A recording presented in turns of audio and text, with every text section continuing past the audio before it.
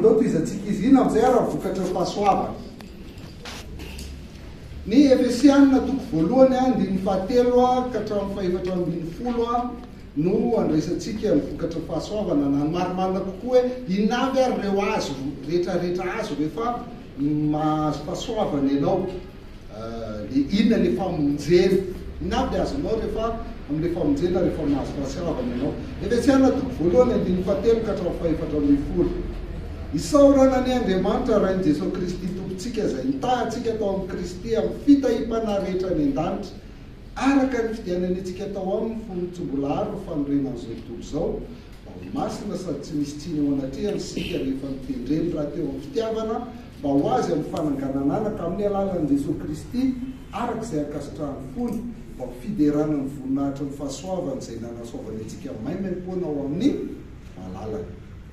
Ao amin'ny ananantsika fanavotana amin'ny alalan'ny rany dia ny fahamelana ny fahadisoantsika araky ny arenan'ny fahasoavana izay nataony be dia be ho antsika tamin'ny fahendrena sy ny fisainana rehetra. Ampahafantariny antsika ny zava-miafina ny amin'ny sitrapony araka ny safidiny izay nokasain'ny tenany mba hanatanterahany zany rehefa tonga ny fotoana voatendry ka nangona indray zavatra rehetra na ny any an-danitra na ny tia-tany ho ambany mpitondra tokana dia Kristy. Ao aminy koa nanaovana antsika olovany rehefa mitendrena raha teo isika araka ny fikasana izay mahefa ny zavatra rehetra araka ny ankasitrahany fony mba ho fiderana ny voninahiny izahay izay nanantena ny Kristy raha teo. Ao aminy koa ianareo rehefa arenareo teny fahamarinana dia filazantsara izay mamonjy ianareo, eny ao aminy koa ianareo rehefa ninona sy natomboka izay amin'ny fanahy-masina araka ny teny fikasana. Izany fanahy zany ny sandatry ny lovantsika ho fanavotana ny olona izay nalainy ho antenany mba ho fiderana ny voninahiny. Io ny anintsoratra masina amin'ny teny malagasy mazava tsara nefa tsisy azo mihitsy miteny olona kely ary. Toveny tsy namaky ary navonamaky izay ary. Nititsika fampiresahana ao anatin'io frazy anankiray lavabe na ny anoratapony elo tamin'izy tsisy point tsisy virgule. Andiny fahatelo ka hatramin'ny fahaefatra ambin'ny folo. Andiny fahatelo, isaorana ny Andriamanitra rain'i Jesosy Kristy tompontsika izay nitahantsika tao amin'ny Kristy amin'ny fitahipana rehetra any an-danitra. Eto izany resaka fitahiana raha tsy hain'izao sao raha ohatra ka nanao ny rakibolana malagasy dia efa niteny an'izao hoe ny atao hoe fahasoavana dia fitahiana soa lehibe. Raha mitady fitahiana ianao dia tia fitahiana. Saorana ny Andriamanitra rain'i Jesosy Kristy tompontsika izay nitahantsika tao amin'ny Kristy amin'ny fitahipana rehetra ny an-danitra. Raha ataontsika amin'ny teny frantsay io vao maika lehibe kokoa satria miverina intelo le teny hoe fitahiana eto, verina intelo. Béni, io le fitahiana voalohany. Saorana ny béni soit le Dieu et Père de notre Seigneur Jésus-Christ qui nous a bénis, fandroany, de toute bénédiction spirituelle dans les lieux célestes en Christ. Na bénédiction de l'esprit, c'est koa ny azo lazaina an'ity. Eto zany ahitantsika hoe Andriamanitra dia mamaly ny fialantsika rehetra, ny zavatra tena ilainao amin'ny fiainanao dia omeny anao zay le fitahiana zay. Ary ny fanahy manome antsika an'izany, bénédiction de l'esprit, fitahipana le izy, fitahiny fanahy le izy. Tsy le fitahiana mandalo fotsiny ny tadiavin'ny olona hoe fitahiana an'izao fa fitahim-panahy. Ary fitahim-panahy io dia any an-danitra fa tsy le fitahim-panahy ity ambony tany. Dia mamandrak'izay io tsy azon'ny mpangalatra na ny mpamaky-trano na ny arafesina satria any an-danitra ny fitahiana omen'Andriamanitra antsika izay omeny fanahy-masina antsika. Ary en Christ no ny fifandraisantsika fiovonantsika amin'ny Kristy no azahoantsika an'io fitahim-panahy rehetra any an-danitra io. Raha avadikitsika le izy hoe ilay famonjena azo amin'ny alalan'ny fahasoavana dia ny ray no manomana ny famonjena io Andriamanitra rain'i Jesosy Kristy tompontsika. Taniala le tao amin'ny Kristy sy ny any an-danitra. Faharoa,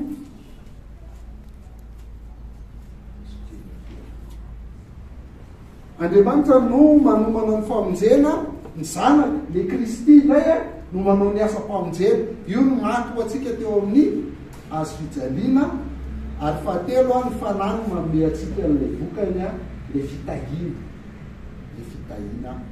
rehetra.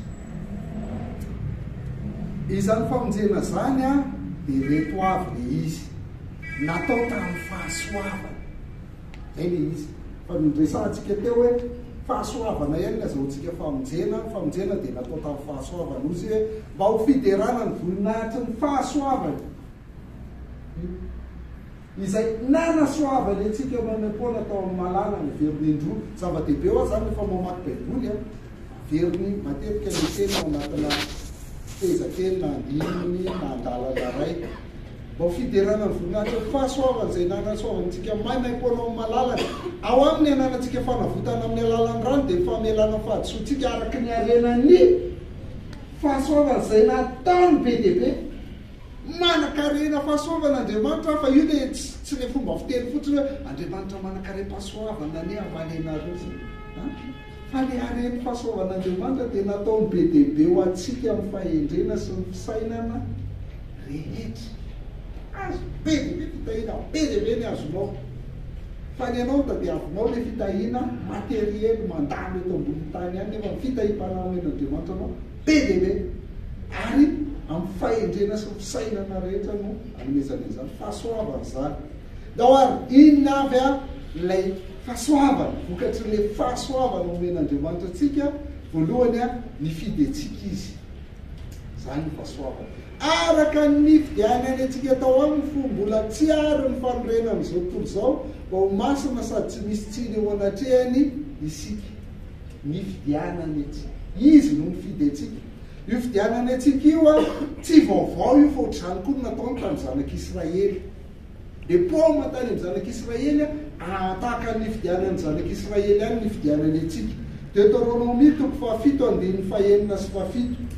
Deutéronomie 7:5-7 fa firenena masina ho an'ny Tompo Andriamanitra ho ianao, satria ianao dia firenena efa nofidin'ny Tompo Andriamanitra ho fananany sarobidy indrindra mihoatra no firenena rehetra ambony tany.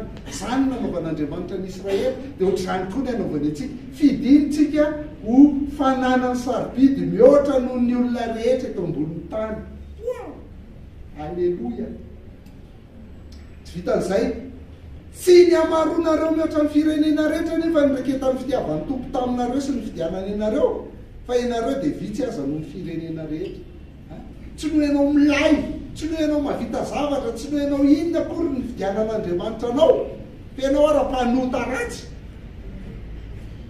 Fa dia tiany ianao nyraketan'ny fitiavany ianao.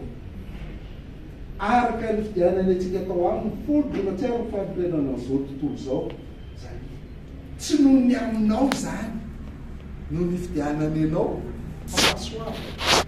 Mbola tsy ary akory izao tontolo izao, tadalao sy mamanao raha mbola tsisy, efa fidiny ianao. Wow!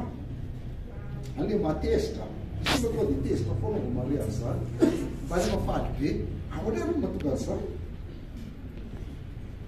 Tsy hoe satria ianao masina, satria ianao vavaka be no natonga an'Andriamanitra mifidy ianao. Non! Ianao raha mbola tsy ary fady akory dia efa fidiniko. Tsy ianao masina na mpivavaka be fa fony ianao mbola tsy nisy akory, mbola tsy mbola ary fanorenana an'izao tontolo izao, tamin'izay ny fidianany ianao. Ary tsy noho ianao masina sy vavaka be fa mba hatonga anao mba ho masina sy tsy misy tsiny ao anatrehany ianao. Tanao, ny fahasoavana dia izao fidin'Andriamanitra ianao fa tiany ho lasa masina ianao. Izy no manao an'izany a, fa tsy ianao.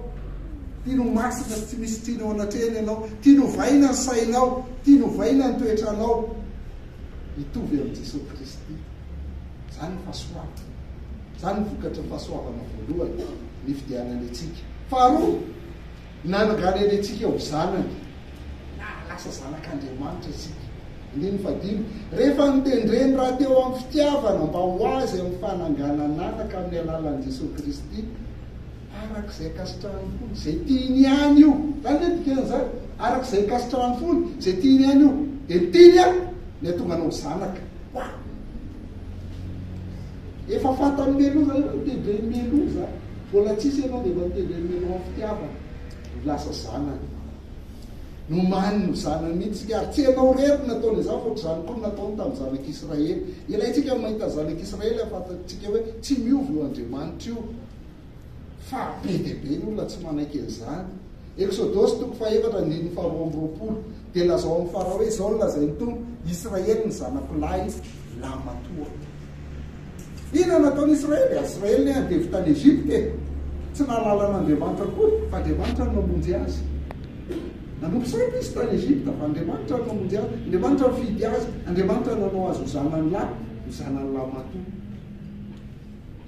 Zao sika zany tena zanak'Andriamanitra tokoa izay mino amin'i Jesosy Kristy azy izay nandray azy dia menery tonga zanak'Andriamanitra dia izay mino menaraka zanak'Andriamanitra koa tsika mba ho inona tsy tonga tsika menimenina fa mba ho fiderana ny voninahitry ny fahasoavany izay nanasoavany atsika mahay-poana tao amin'ny malalany. Zay maha zanak'Andriamanitra atsika, nanasoavany atsika mahay-poana ho fiderana ny voninahitry ny fahasoavany. Mampiderany tompo zany fifidianana zany fa tsy mahatezitra satria fahasoavany. Fa tena nanavitra atsika izy, nanavitra atsika izy. Dia ny fafitsika izao ao aminy ananatsika fanavotana tamin'ny alalan'ny rany dia ny famelalany fahadisoantsika araka ny arenan'ny fahasoavany. Io fanavotana nanavitra atsika izy tamin'ny alalan'ny rany. Ahoana zany fanavotana zany? Ny atao hoe fanavotana dia fanafahana amin'ny alalan'ny fandoavana vidiny. Io zany ohatran'ny ny andevo andevon'olona anankiray masika be le olona misy manandevo anazy masika be io, dia avy eo nisy olona anankiray tsara fanahy nividy anazy, nividiry tamin'le tompony taloha zany izy a, dia rehefa lasan'io tompony vaovao izy a, dia nafahan'le tompony vaovao ohatr'izay. Tsika andevoziny lalàna taloha, dia tonga Kristy tamin'izy maty teo amin'ny hazo fijaliana dia tsy vola fotsiny na volamena ny fidianantsika tamin'ny nanavotany antsika tamin'ny fitondran-tena azontsika tamin'ny entin-drazana fa ny rasoany sarobidy raha. Tonga Kristy nividy antsika tamin'ny lalàna dia lasan'ny Kristy tsika izao, dia rehefa ny Kristy tsika dia navela ny fahadisoantsika dia nafahantsika. Zay izy. Fa tsy tsika rery nataon'Andriamanitra an'izany fa efa nataony an'izany koa ny zanak'Israely. 9:9 efa mivakitsika eny 9:1 sy 7 teo 9:9 zao. Fa nitiavan'ny tompo anareo sy nitandremany fianianana izay efa nianany tamin'ny razanareo no nitondrany tompo anareo tamin'ny tanany mahery sy nanavotany anareo tamin'ny tranona nadivozana dia tamin'ny tanany Farao mpanjakany Ezipta. Andevony Farao ny zanak'Israely dia maty ny lamatoany, ino ny fidianan'ny tompo amin'ny zanak'Israely dia afaka. Fitiavana zany, fitiavana zany, ary mitandrina ny fianianana izy, zay nanavotany any zanak'Israely. Dia fitiavana anao koa ny fidianany anao, nandraisany anao zanaka sy ny nanavotany anao, zany hoe nafahany anao tamin'ny alalan'ny nandoavana ny vidiny. Tsy maintsy maty Jesosy mba ho afaka ianao. Zay ny antony nahafatesan'i Jesosy Kristy fanafananao mikejany io. Fa ny tsika zany ambony lavitra nomen'ny zanak'Israely teo fanavahana amin'ny Eziptianina, fa ny tsika fanafahana amin'ny io dia lay fanatitra nataon'i Jesosy Kristy teo amin'ny hazo fijaliana, zay ny vidiny nalohany afaka atsika amin'izany.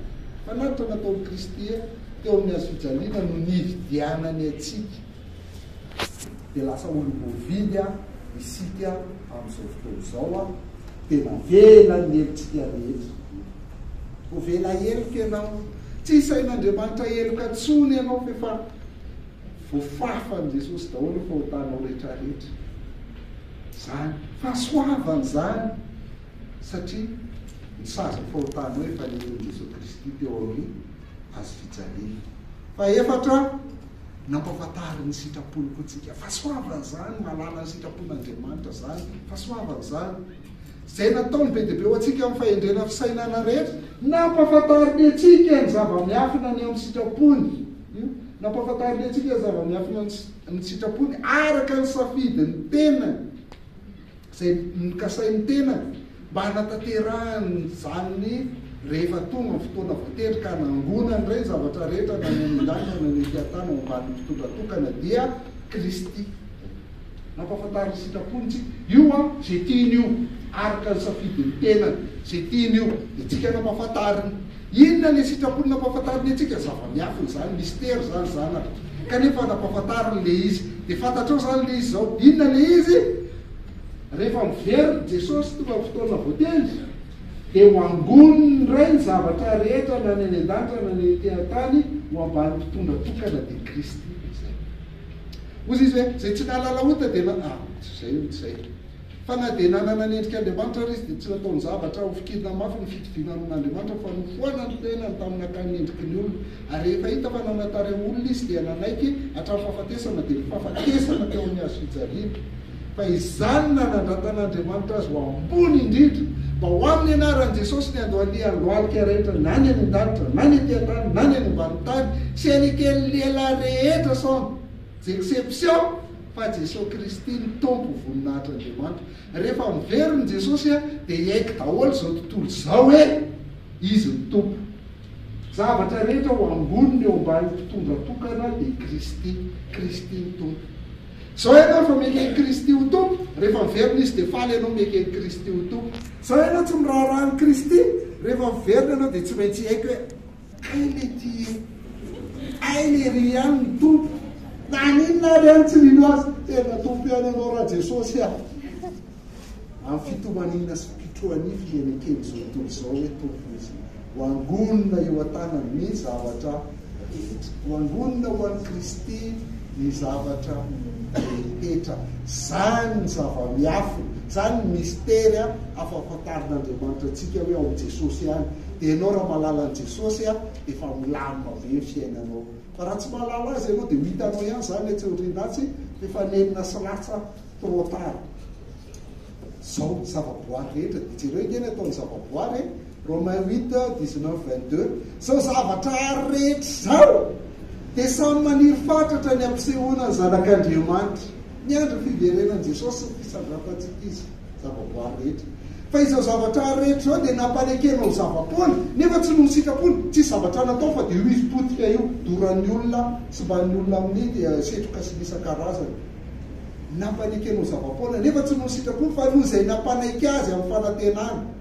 Izao zavatra rehetra zao koa dia ho fitsorana amin'ny fanandevozana dia ny fahalovana ho amin'ny fahafahana be voninahitra izay an'ireo zanak'Andriamanitra. Fa fantatsika fa mandrakaiky zao zavatra rehetra zao dia miara-misento sy miara-marary toy izay tsy miteraka. Miandry ny fiverenan'i Jesosy Kristy zava-boary rehetra satria rehefa miveriny Jesosy Kristy dia ho angonina ho ao Kristy izy ireo. Zay. Ka mila fampihavanana zany ny zava-boary rehetra rehefa miverina i Kristy.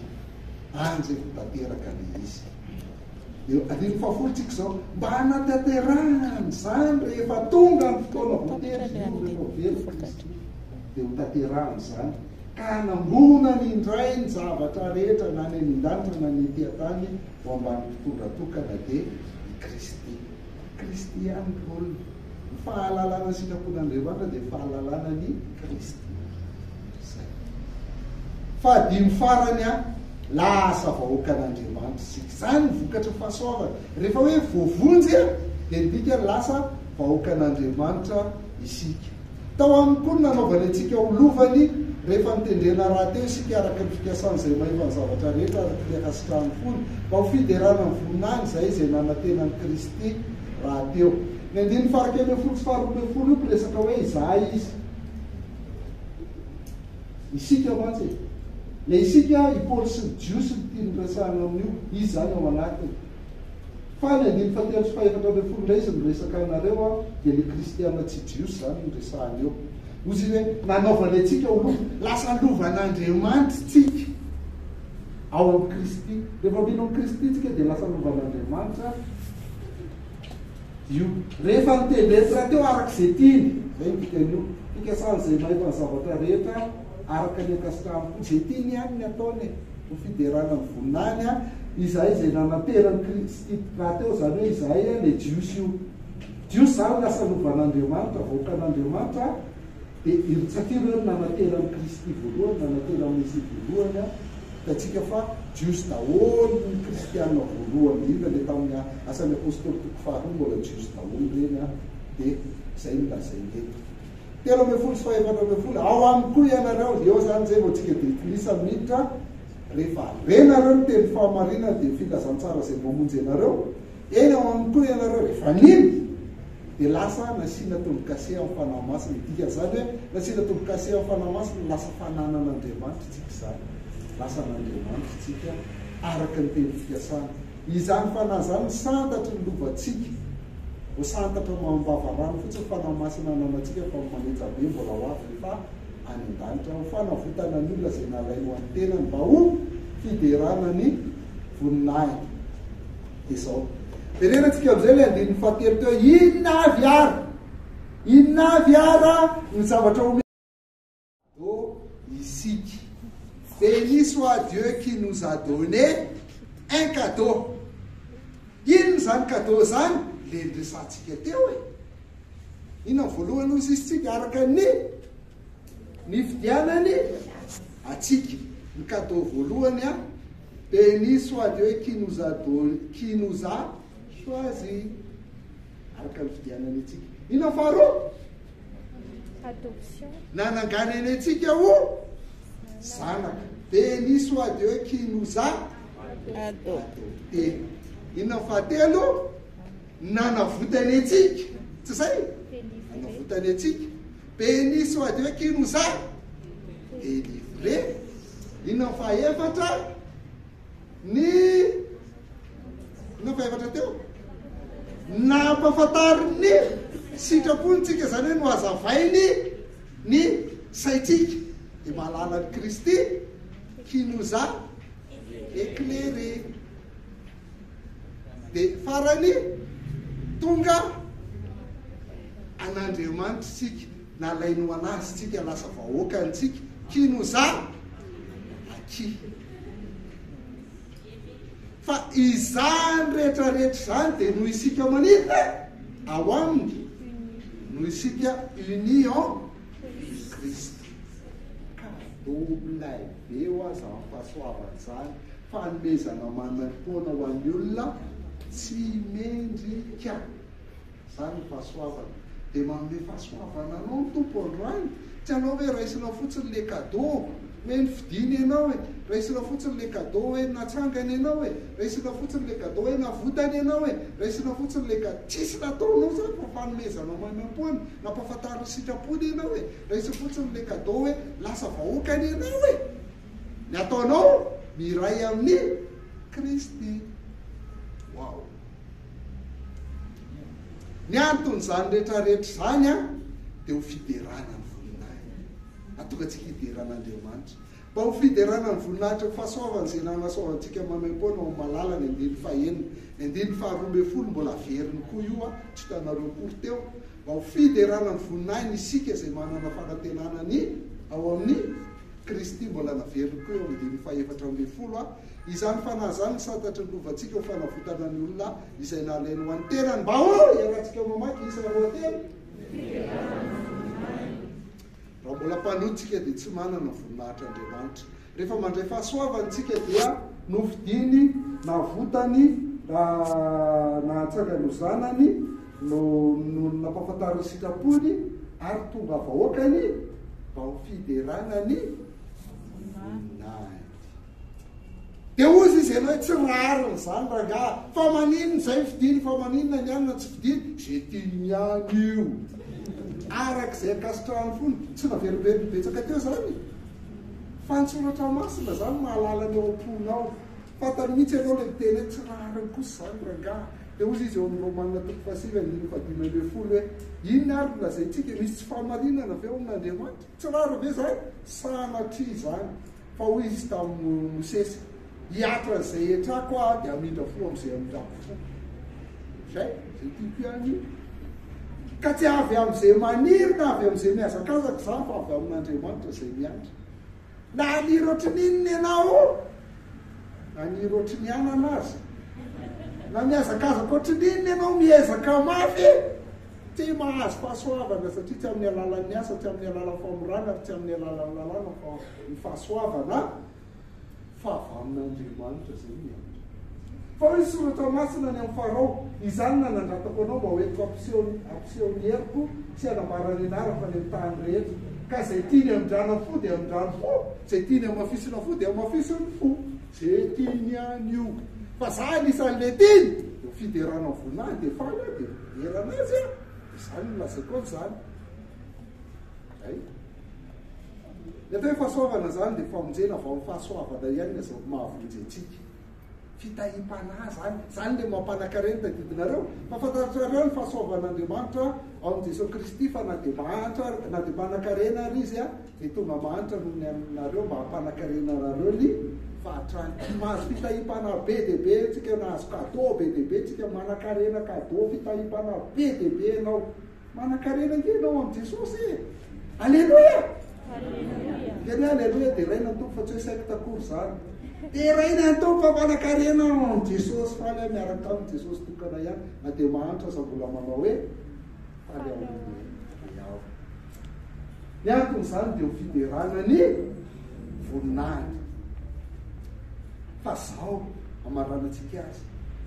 Tsy ho amin'ny famonjena ihany ny ilaina fahasoavana. Tsy ho amin'ny famonjena ihany ny ilaina fahasoavana. Ny adventista teneniko satria izany mihitsy fampianarana falerisme ary amin'izany. Ho an'ny adventista dia zao vonjena amin'ny fahasoavana ianao fa rehefa vita zay baibay fahasoavana raikitra amin'izay tsika sy ny lalàna zao. Asa amin'izay resaka manatanteraka ny lalàna rehetra. Fahasoavana zany ho anazy a tsy ho an'ny kristianina betsaka bie mankany an-danitra. Ampirimy tsara ny bienao dia iriso tsara fa rehefa maty ianao ilainao iny bie iny. Anana an' Jesosy a tafiditra any an-danitra ianao. Fa ety ambony tany ampirimy tsara ny bie tsisy ilanao ny bie iny, lasa ianao miezaka manao ny sitrapon'Andriamanitra. Tsy izany. Mila fahasoavana foantsika. Tsy ho amin'ny famonjena ihany ny ilaina fahasoavana fa ho amin'ny fiainana kristianina manontolo mihitsy. Mila fahasoavana foana ianao isan'andro. Tsy le grâce spéciale eto fa tsy le grâce générale. Mila fahasoavana foana ianao isan'andro.